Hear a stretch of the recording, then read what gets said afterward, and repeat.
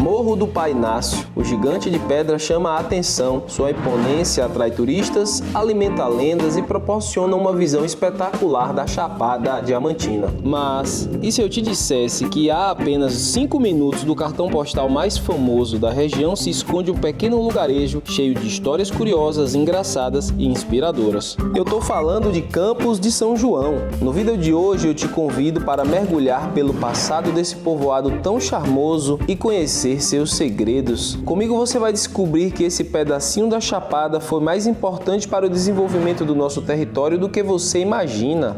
Para ajudar a reconstruir essa trajetória, eu contei com a ajuda do livro Campos de São João, um pedacinho do céu, do jornalista Renato Luiz Bandeira. Contei também com a ajuda da obra Bela Vista das Palmeiras, da memorialista Zenilda Pina, e recorri também ao artigo científico da mestra em preservação do patrimônio cultural, Paula Zanardi. E como eu sempre gosto de lembrar, em vídeos de conteúdo histórico, eu não pretendo trazer aqui um tratado infalível sobre o assunto, mas construir uma linha narrativa possivelmente limitada com base nas fontes que estavam ao meu alcance. E lembrando que esse vídeo foi produzido em parceria com o iChapada, o seu site de informações turísticas aqui da nossa região. Para conhecê-lo e montar sua viagem com conforto e segurança, basta acessar o www.ichapada.com. Eu já vou pedindo o seu like e eu peço também que acione o sininho de notificação, que assim você não perde nenhuma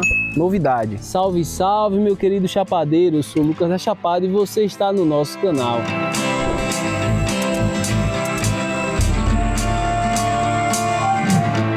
Campos de São João pertence ao município de Palmeiras e fica localizado a apenas 5 minutos do Morro do Pai Inácio para quem sai de carro. No passado, o povoado já teve mais de 5.000 habitantes, mas hoje abriga cerca de 800 pessoas. As origens do povoamento de Campos de São João remontam ao século XVIII. Por instrução do vice-rei do Brasil na época, Dom Vasco Fernandes César de Menezes, vários centros de mineração e pecuária foram interligados por meio da Estrada Real. Esse projeto chegou à Chapada Diamantina e dividiu ao meio. Lugares distantes entre si, como Rio de Contas e Jacobina, por exemplo, foram unidos por meio da Estrada Real. Os trechos do Rio Coxó e do Rio São João estavam, por coincidência, no meio desse longo percurso e, por causa da abundância de água e de pastos cheios de vegetação, se tornaram locais perfeitos para boiadeiros e tropeiros descansarem com seus rebanhos antes de seguir viagem. Nessa época, ainda no século XVIII, garimpeiros já exploravam os arredores de Campos de São João e dizem que a fortuna de diamantes era tanta que era possível encontrá-los facilmente no Rio São João e até mesmo entre raízes das plantas. No século XIX, portugueses começam a ocupar essa área estratégica e a dividi-la com os garimpeiros. Entre o fim do século XIX e o começo do século XX, fazendas então começam a surgir. E o povoado se torna um polo de produção de carne. Cerca de 100 bois eram abatidos por semana no lugarejo para abastecer Lençóis, Palmeiras e Andaraí. Nesse período, José Inocêncio Guimarães ganha destaque por ter a maior propriedade de Campos de São João. Aos poucos, o povoado começou a se desenvolver, a ganhar movimento e habitantes importantes. Na primeira metade do século XX, Campos de São João serviu como reduto para figuras bravas. No povoado havia garimpeiros que também exerciam a função de jagunços do coronel Horácio de Matos. Leonino Canguçu, por exemplo, confrontou o barão do Grão-Mongol, fato que levou o nobre a ir embora da região. Azulão, outro jagunço que vivia em Campos de São João, tinha o hábito de extorquir quem lhe desse na telha. Mas o povoado também guarda a história de gente serena e engraçada. O famoso médico Américo Chagas, por exemplo, hoje homenageado por um hospital na cidade de Iraquara, nasceu em Campos de São João em 1905. Ele era conhecido pela inteligência, pelo trabalho social em prol dos necessitados e por escrever sobre sua terra. Já Mário Chagas, irmão de Américo, nos conta em um dos seus textos que às vezes se cansava de tanto pedir a bênção para as mais de 10 senhoras que ficavam sentadas em frente às casas da Rua Nova. Era costume, quando as crianças passavam por elas, tinham de pedir a bênção a todas elas. Tibério Chagas, pai de Mário e Américo, também protagonizou uma história curiosa. Ele era dono de um empório onde ele vendia secos e molhados, vejam só. E certa feita, com medo de ser roubado por jagunços, ele escondeu ouro e prata numa botija e enterrou na sua propriedade. Mas o problema é que ele esqueceu a localização exata de onde havia enterrado essa botija. E reza a lenda que o tesouro está lá até hoje. Será?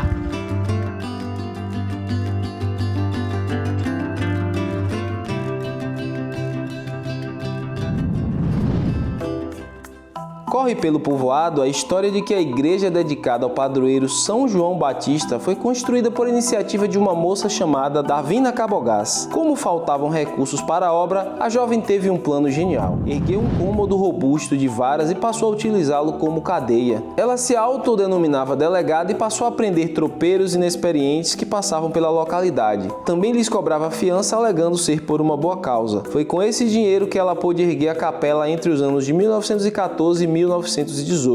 Outro caso curioso diz respeito à BR-242. Segundo contam, em 1957, quando a rodovia estava sendo planejada, a ideia inicial é que ela passasse por dentro de Campos de São João. Mas, durante uma conversa com um funcionário da construtora, o fazendeiro Joaquim Pinto, representante do povoado, disse que, se a estrada passasse por dentro de Campos de São João, muita gente iria morrer. O funcionário da construtora se equivocou na interpretação e entendeu erroneamente o aviso como uma ameaça. Depois, descobriu que Joaquim Pinto se referia aos possíveis acidentes automobilísticos. Seja como for, ainda bem que o povoado foi se tornando cada vez mais um reduto de paz. Ficou conhecido pelas serenatas nas noites de lua cheia, pelos bailes iluminados à luz de candeeiro e os seus participantes que vestiam roupa de chita, e ficou também conhecido pelas festividades do São João. Nessas celebrações sempre havia a fogueira de ramo ou fogueira em pé. São galhos de árvores finos com frutas ou doces pendurados nas suas pontas, disputados pelas crianças quando a base incendiada cai.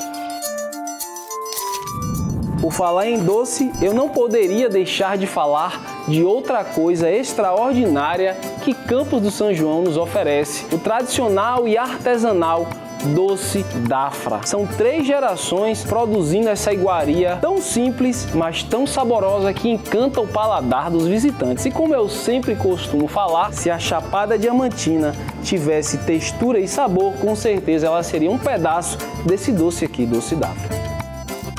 E se você quiser experimentar essa saborosa sobremesa, mas não pode vir a Campos do São João, não se preocupe, entre em contato com nossa loja que a gente dá um jeitinho de enviar. Os doces Dafra carregam toda essa história que você conferiu até aqui e abrem espaço para muito mais. Eu vou ficando por aqui, mas antes, por favor, curta esse vídeo, ajude o Doce Dafra e ao canal chegar mais longe, deixe o seu like e se inscreva, porque assim você não perde nenhum chamado da Chapada Diamantina. Salve, salve, querido chapadeiro, até a próxima aventura!